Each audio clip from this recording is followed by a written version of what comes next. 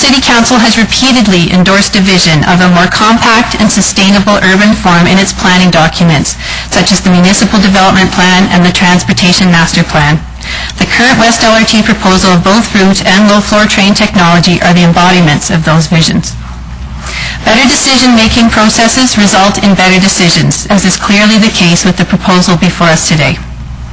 And as so much of the current proposal is a direct result of City Council's vision for Edmonton, I would invite you now to participate in a visioning exercise of our own. Imagine, if you will, getting on the LRT at Meadowlark, where you can take one of two trains. You can choose to take a high-floor train down 87th Avenue. From then you will tunnel deep underground where no one lives. You will travel across a bridge, across a river valley that we've sworn to protect, and where no one lives. We will tunnel deep underground again where no one lives and emerge at Health Sciences. At the end of the day, you will get back on that train and speed back out to the suburbs without pausing. Now imagine that we're back at Meadowlark. Your other choice is to take a low-floor train going north to downtown that will add an additional 7 stops and provide over 8 kilometers of additional track to access the network than the previous proposal for the same money. A train that will be have dramatically less intrusive infrastructure to neighborhoods. A train that will leverage the investment of $1.2 billion of public money into fostering positive land redevelopment. A train that hits existing density in Oliver and many other potential points of new density. A train that will seamlessly link the west and the southeast of the city. A train that either directly or with one transfer hits all of our major post-secondary institutions, and a train that will literally and symbolically foster and bolster Council's efforts to revitalize the downtown core. The 87th Avenue's alignment's biggest asset, that it's fast and straight, also means that it loses out on so many other opportunities that City Council has repeatedly endorsed as priorities for our city. The decision you have to make while you're sitting at Meadowlark is really a decision about whether we're brave enough to take the steps necessary to create the modern urban future you've laid out for us, or if we are going to continue to cling to the suburban ways of the past. Are there challenges with this proposal? Of course there are. As a neighborhood located right next to a station, Linwood will face major challenges with parking, additional car traffic rerouting to avoid the LRT, and major land redevelopment proposals. Today I forwarded you a letter endorsed by several communities that recognizes many of those challenges, but also state that we're willing to come to the table to work to overcome them. We want to clearly state that just because this is a challenging decision does not make it the wrong decision. This decision is a watershed for Edmonton. You, as City Council, have clearly and repeatedly articulated a vision of Edmonton as a compact and sustainable city predicated upon mass transit and innovative land use. Your endorsement of this proposal for West LRT will mean that Edmontonians of 2040 will look back at City Council as one that had the vision and the courage to create a modern city. Thank you. Thank you. Thank you very much. No questions. Our next speaker is Mr. David Smith.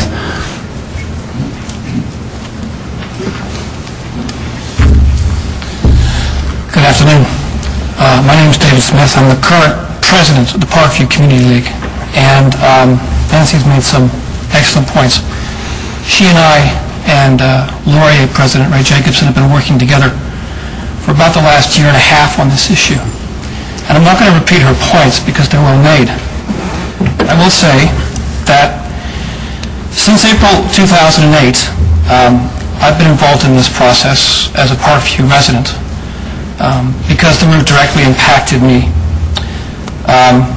Like a lot of Parkview residents, I felt that the original plan did not really reflect the proper level of consultation that a lot of Parkview residents felt we required. In April 2008, we held a community town hall in Parkview. We had about 400 people come out, and they voted overwhelmingly that they did not support the original 87th Avenue alignment, chiefly because we felt it didn't show the proper level of planning. Well, since then, the administration has gone back and re-examined these routes with some additional criteria. And we've seen that the logic of the current route has proved itself out. Since that time, we've seen that the new route looks to support densification. It looks to support transit-oriented development. And it looks to support getting more riders on the route than the original 87th Avenue route. As a neighborhood, we felt that this logic would prove itself out with the proper level of analysis. And for that, we'd like to thank the administration and council. We also recognize that we are not quite out of the woods. A lot of people might say that Parkview's happy with this route because we're not going to have an LRT going through our neighborhood, if, of course, it's supported. I think it has to be recognized, and it was pointed out earlier today, that there will be traffic impacts, no matter which route we choose in West Edmonton. And a lot of that traffic is going to go onto 149th Street. And this will include a lot of traffic that's going to come off of the Quesnel Bridge now that's been upgraded. So Parkview does have a stake in how the route is chosen. And we do have a stake in all the fallout issues. And as president, I'd just like to say that we are willing and happy to work with council and the administration in the months and years ahead in sorting out these issues. Thank you very much. Thank you. Deputy Acting, I just have to take the chair. I just have one question. So you're saying that the increase in traffic coming off the Quesnel will impact your neighborhood, and by shifting it to 156th Street, there's a better balance? No, I was actually referring to 149th. I meant 149th Street. Coming off the Quesnel Bridge is going to up 149th Street. That's going to impact your neighborhood, and by having the line on 156th Street, that will alleviate some of the pressure? No, I saw in the presentation that they expected more traffic. That's what I'm saying. But if you had them both through there, it would make a... It would make a much... Okay, thank you. I'll take the chair back. Okay, our next speaker is... You never gave it up? Well, they didn't want to give you a chair, kid. What can I tell you? Ray Jacobson from... We did. No, that was David Smith. Ray Jacobson is next. Is it okay I take the chair? Listening and not drinking. It doesn't matter. She'll get the chair. Okay. Good afternoon. My name is Ray Jacobson. I'm the current president of the Laurier Heights Community League since January of 2007. I'm a current executive board member for the past 12 years. I've been an active participant. Need some help here.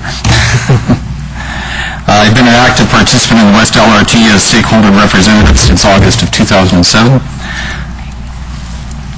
And involvement as a board member with general knowledge of the prior West high-speed transit studies.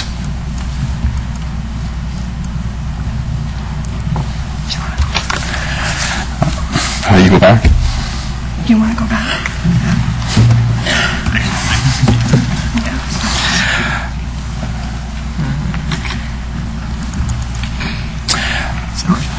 We're here today to support the recommendation, administration's recommended route. West LRT will be part of the West Edmonton Transit Solution, and we actively participate in the future planning and analysis of these impacts on West Edmonton residents. We also congratulate the project team for an award-winning LRT network design. As defined in the administration report, the prior work was beneficial in the ongoing review of the West LRT. The key failings of the prior work were the exclusion of the importance of TOD opportunities and the River Valley impacts as directed by the original terms of reference. The new evaluation criteria provided for a fair assessment of all routes and now meets the city's strategic vision of a more compact urban form. The network plan was the fundamental planning tool to defining our future growth of LRT for Edmonton. We now have a defined network and technology choice for all future expansion. The NDP and the TMP are now integrated to define our future growth. The three elements of technical studies, public input, and network plan define where we are today. Most importantly, from our perspective, the general public was provided the opportunity to participate in the engagement process. The purpose statement as defined by administration and the project team defines the West LRT recommendation. The recommendation provides for the future strategic vision of our city for a more compact, efficient, and livable form. There were several guiding principles that define that purpose statement. One of them was to maximize the cost effectiveness.